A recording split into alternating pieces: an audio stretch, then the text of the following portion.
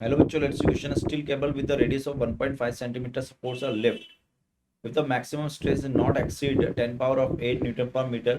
Maximum load cable can support is। तो बच्चों की कॉन्सेप्ट क्या हो गया यहाँ पर? अगर की कॉन्सेप्ट लिखे हम, की कॉन्सेप्ट हो गया tensile tensile stress. Tensile stress, tensile stress का मतलब अगर मैंने कोई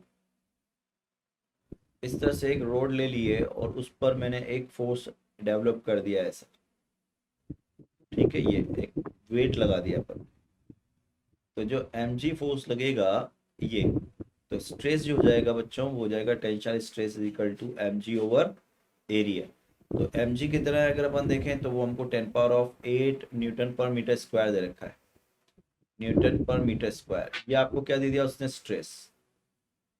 स्ट्रेस, तो अब स्ट्रेस को हम लोड अपॉन एरिया भी लिख सकते हैं। तो जो आपके पास लोड हो जाएगा ना, वो कितना हो जाएगा? अगर हम लोड की बात करें तो लोड हो जाएगा आपका फोर्स, है ना। इसको हम लिख सकते हैं स्ट्रेस को लोड अपॉन एरिया, ये भी लिख सकते हैं। तो लोड कितना हो गया? स्ट्रेस इनटू एरिया, तो स्ट्रेस इनटू एरिया। स्ट्रेस कितना हो गया? 10 पावर ऑफ 8। एरिया कितना हो गया? That is pi r square.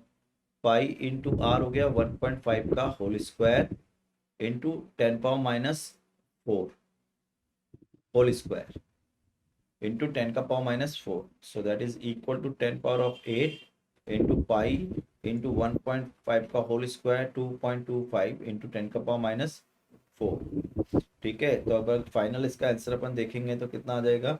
10 pi 2.25 pi into 10 power of 4।